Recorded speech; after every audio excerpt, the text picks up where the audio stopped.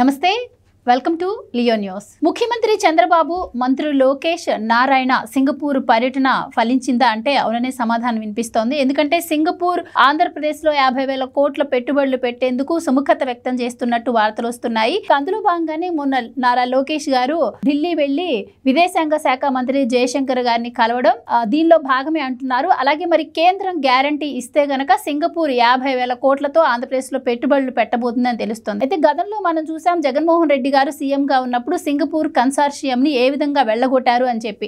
అయితే మరి ముఖ్యమంత్రి చంద్రబాబు గారి మరి కృషి ఫలించినట్టు తెలుస్తోంది. మరి ఎన్ని వేల కోట్లు పెట్టుబడులు పెట్టే అవకాశం ఉంది, అలాగే పెట్టుబడులు పెడితే ఆంధ్రప్రదేశ్ రూపురేఖలు ఏ విధంగా మారబోతున్నాయి, ఇలాంటి విషయాలు తెలుసుకుందాం. మనతో పాటు ఉన్నారు సీనియర్ జర్నలిస్ట్ టీవీ శ్రీనివాస్ గారు. నమస్కారం సార్. నమస్తే సార్. చంద్రబాబు గారు సింగపూర్ వెళ్ళి ఏం తీసుకొచ్చారు, ఈయన పెట్టుబడులు అక్కడ పెట్టుకునేందుకు వెళ్ళారు.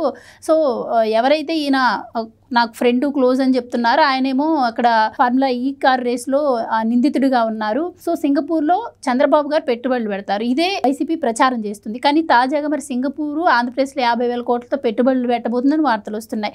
ఏ విధంగా చూడొచ్చు అంటారు? అంటే సైతాన్ పోయింది, సింగపూర్ వస్తుందా? గతంలో ఇదే సైతాన్ సింగపూర్ని తరిమేసింది. సింగపూర్ పైనే అవినీతి బురద వేశారు. ప్రపంచంలో అవినీతి రహిత దేశాల్లో 4వది సింగపూర్. అట్లాంటిది సింగపూరు అసలు వీళ్ళ యొక్క విమర్శలు లేకపోతే ఈ పార్టీగా అమరావతిలో మరి కోర్ క్యాపిటల్ అయిపోయి ఉండేది. కోర్ క్యాపిటల్ సిటీ కనుక కన్స్ట్రక్షన్ కంప్లీట్ అయిపోయి ఉంటే ఏది అక్కడ ఉన్నటువంటి ఆ స్టార్టప్ ఏరియా డెవలప్మెంట్ ఆ కన్సార్షియంని రద్దు చేయకుండా ఉండుంటే జగన్మోహన్ రెడ్డి ఇవాళ మరి అమరావతి ఏ పరిస్థితిలో ఉండేది. మొన్న మీరన్నారు ఏది చంద్రబాబు లేకపోతే లోకేష్ నారాయణ సింగపూర్ పర్యటన. అక్కడ సింగపూర్ అధ్యక్షుని కలిశారు, ప్రధాని కలిశారు, మంత్రులను కలిశారు, ఒప్పించారు. ఏది సింగపూర్ మరి భారీ ఎత్తున భారతదేశంలో ఇన్వెస్ట్మెంట్స్ పెడుతుంది. దేశానికి మరి ఎఫ్డిఐ సంవత్సరానికి $80 బిలియన్ ఉంటే దాంట్లో మేజర్ షేర్ సింగపూర్దే. అంటే 20% భారతదేశానికి వచ్చేటటువంటి ఎఫ్డిఐలు సింగపూర్ నుంచి వస్తున్నాయి, ఫారిన్ డైరెక్ట్ ఇన్వెస్ట్మెంట్. అట్లాంటిది మరి ఆ వచ్చినటువంటి ఆ 20% మరి ఏపీలో పెట్టండి. సింగపూర్ పెట్టుబడులకు ఏపీ గేట్వే కావాలి.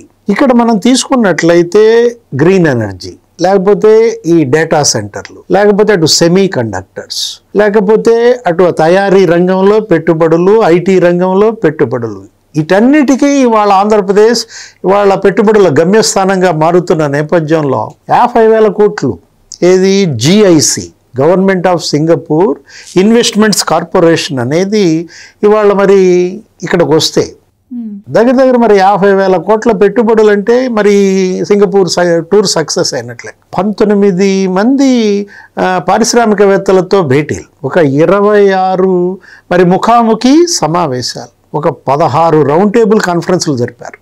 మొన్న సింగపూర్ టూర్లో అటు ముఖ్యమంత్రి చంద్రబాబు కావచ్చు, ఇటు లోకేష్, లేకపోతే మంత్రులు నారాయణ, వీళ్ళందరూ కూడా సింగపూర్ పర్యటన ఇవాళ సక్సెస్ అయింది అని చెప్పడానికి కారణం ఏంటి? మొన్న లోకేష్ ఢిల్లీ వెళ్ళారు. ఢిల్లీ వెళ్ళి మరి విదేశాంగ మంత్రి జయశంకర్ని కలిసిన ఇదే అనమాట. ఇప్పుడు సింగపూర్ నుంచి వీళ్ళు తిరిగి వచ్చేలోపే జగన్మోహన్ రెడ్డి బ్యాచ్ సింగపూర్కి మెయిల్స్ పంపారు, సింగపూర్ ప్రధానికి మెయిల్ పంపారు, సింగపూర్ ప్రెసిడెంట్కి మెయిల్స్ పంపారు, ఏమని ఇక్కడ పెట్టుబడులు పెట్టద్దు అంటే. ఏ విధంగా వీళ్ళు భయభ్రాంతులకు గురి చేస్తున్నారు అనేది అక్కడే నీకు ఉదాహరణ. ఎవరా మెయిల్స్ పంపింది? మురళీకృష్ణ. ఆ మురళీకృష్ణకి వీళ్ళకి ఏంటి సంబంధం? గతంలో అతను ఎవరో జర్మనీ నుంచి ఒక 200 మెయిల్స్ పంపాడు. అతను ఎవరు? ఉదయ్ భాస్కర్ రెడ్డి. ఒకవైపేమో పెట్టుబడులు తీసుకురావటం కోసం, మళ్ళా ఏపీ ఇమేజ్ బిల్డప్ చేయడం కోసం ముఖ్యమంత్రి చంద్రబాబు ఆయన క్యాబినెట్ పనిచేస్తుంటే వీళ్ళేమో వైసీపీ వాళ్ళు డ్యామేజ్ చేయటమే లక్ష్యంగా వీళ్ళు పనిచేస్తున్నారు. అయితే ఈసారి ఎందుకు సార్ మరి కేంద్రం గ్యారంటీని సింగపూర్ వాళ్ళు ఎక్స్పెక్ట్ చేస్తున్నారు, అలాగే సీడ్ క్యాపిటల్ తప్ప మిగతా అన్ని నిర్మాణాలు సహకరిస్తామని అంటున్నారు? రీజన్ ఏమై ఉంటుందంటారు? కారణం ఇదే. ఒకసారి మనం ఇక్కడ ఆదిలోనే హంసపాద ఎదురైంది వాళ్ళకి. ఇప్పుడు అమరావతి డెవలప్మెంట్లో మేము భాగస్వామ్యం నేరుగా క్యాపిటల్ కన్స్ట్రక్షన్లో పాల్గొనలేము, కాకపోతే అక్కడ లాజిస్టిక్స్ డెవలప్మెంట్ చేయడంలో మీకు కావాల్సిన పెట్టుబడులు అందిస్తాం. మేమెంతైతే పెట్టుబడులు అందిస్తామో అంతకి కేంద్రం గ్యారంటీ అడుగుతున్నారు. దానికోసమే మరి జయశంకర్ని కలిసింది కూడా లోకేష్. ఇప్పుడు ఎందుకంటే జగన్మోహన్ రెడ్డి చేసిన తప్పుల వల్ల ఇవాళ ఆంధ్రప్రదేశ్ ఇమేజ్ డ్యామేజ్ అవ్వటం కాదు, టోటల్గా నీకు భారతదేశం ఇమేజే డ్యామేజ్ అయింది. కొరియా వాళ్ళు లేకపోతే జపాన్ వాళ్ళు అప్పట్లో ప్రధాని మోడీకి లేఖలు రాశారు, కేంద్ర మంత్రి ఆర్కే సింగ్కి లేఖలు రాశారు. జగన్ అప్పుడు ఏం చేశాడు, పీపీఏల రద్దు అన్నాడు, పవర్ పర్చేజ్ అగ్రిమెంట్ల రద్దు వల్ల ఏం జరిగింది, కొరియా పెట్టిన పెట్టుబడులు లేకపోతే జపాన్ పెట్టిన పెట్టుబడులు వాటికి గ్యారంటీ లేకుండా పోయింది. అందుకే ఇవాళ కేంద్రం యొక్క గ్యారంటీ అడుగుతోంది. మరోవైపు ఏంటి, అక్కడ ట్రంప్ ఇష్యూస్, అమెరికాలో అధ్యక్షుడు ట్రంప్ ఏం చేస్తున్నాడు, భారతదేశాన్ని బెదిరిస్తున్నాడు, సుంకాల మీద సుంకాలు వేస్తున్నాడు.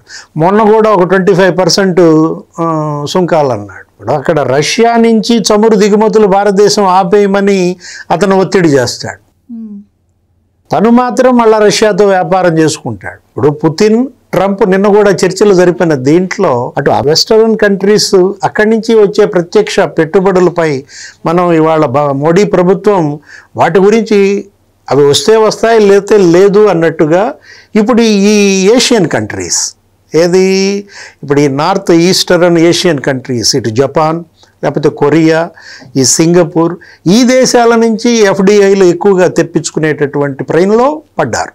అందులో భాగంగానే మొన్న మోడీ క్యాబినెట్ మనం చూసాం. ఒక 4 days back Korea investments semi conductors ఆ రంగంలో మరి 14,000 కోట్ల పెట్టుబడులు పెట్టడానికి మరి వాళ్ళు ముందుకు వచ్చారు. జపాన్ అదొక 600 కోట్లతో మరి వాళ్ళు ఒక సెమీ కండక్టర్ ప్లాంట్ పెడుతున్నారు. మొత్తం 15,000 కోట్లు నీకు అటు జపాన్ ఇటు కొరియా సెమీ కండక్టర్స్ ప్లాంట్స్ మరి ఆంధ్రప్రదేశ్లోనే పెట్టడానికి ముందుకు వస్తున్నాయంటే దేశ విదేశాల్లో ఇవాళ ఆంధ్రప్రదేశ్ ఇమేజ్ ఎలా బిల్డప్ అయింది. ఇది తొలి అడుగు మాత్రమే. ఏది 14 నెలల్లోనే మరి ఈ విధంగా మనం చూసాం. ఎన్టీపీసీ విశాఖపట్నంలో 1,50,000 కోట్లతో అక్కడ గ్రీన్ హైడ్రోజన్ అక్కడ ప్లాంట్ పెడుతున్నారు. లేకపోతే ఇక్కడ ఏరోస్పేస్ డెవలప్ చేస్తున్నారు. డిఫెన్స్ హబ్గా మారుతోంది రాయలసీమ, సెమీ కండక్టర్స్ హబ్గా మారుతోంది. మరోవైపు క్వాంటమ్ వ్యాలీ అన్నారు అమరావతిలో, మైక్రోసాఫ్ట్ వస్తోంది అక్కడికి. ఇలాంటి పరిస్థితుల్లో ఇవాళ ఎవరికి వాళ్ళు ఏపీలో పెట్టుబడులు పెట్టడానికి వాళ్లే ముందుకు వస్తున్నారు. దీనికోసమే మరి ఇవాళ రేపు కూడా ముఖ్యమంత్రి చంద్రబాబు ఢిల్లీ వెళ్తున్నారు మళ్ళీ ఇంకోసారి. అక్కడ నిర్మలా సీతారామన్ కూడా కలుస్తారంటున్నారు రేపు. పెట్టుబడుల గమ్యస్థానంగా ఆంధ్రప్రదేశ్ కనుక మారితే యువత ఉపాధి అవకాశాలు విస్తృతం అవుతాయి. మనం అంటోంది అదే, తొలి అడుగులోనే 10 లక్షల కోట్ల పెట్టుబడులు ఎంఓయూస్ చేసుకున్నారు. దానిలో మరి 6 లక్షల కోట్ల పెట్టుబడులు గ్రౌండ్ అవుతున్నాయి అంటున్నారు. అక్కడే నీకు 6 లక్షల మందికి నీకు ఉపాధి ఏర్పడుతున్న నేపథ్యం. ఇది చూసి వీళ్ళకి కడుపు మంట, ఇది చూసి వీళ్ళకి ఏడుపు. మనం సింగపూర్ వెళ్తున్నారంటే చంద్రబాబు మళ్ళీ 1,00,000 కోట్ల దోపిడీకి తెరలేపుతున్నారు అని చెప్పి ప్రచారం చేశారు. మరి ఇప్పుడేం మాట్లాడతారు అంటే ఇక ఏదైనా అంతే. ఏది ఇప్పుడు వీళ్ళ యొక్క ఆలోచన విధానమే అదనమాట. జగన్మోహన్ రెడ్డి లేకపోతే ఆయన ఆ బ్యాచ్ అంతా, ఆ పార్టీ వాళ్ళంతా కూడా ఏ రాష్ట్రంలో ఈ పరిస్థితి లేదు. దేశంలో మిగతా ఏ రాష్ట్రాల్లో కూడా జగన్ లాంటి నాయకుడు, వైఎస్ఆర్ కాంగ్రెస్ పార్టీ లాంటి పార్టీ లేకపోవడం ఆ రాష్ట్రాలు చేసుకున్నటువంటి పుణ్యం, ఈ రాష్ట్రం చేసుకున్నటువంటి పాపం. Thank you so much. Please subscribe to Leo news for more videos.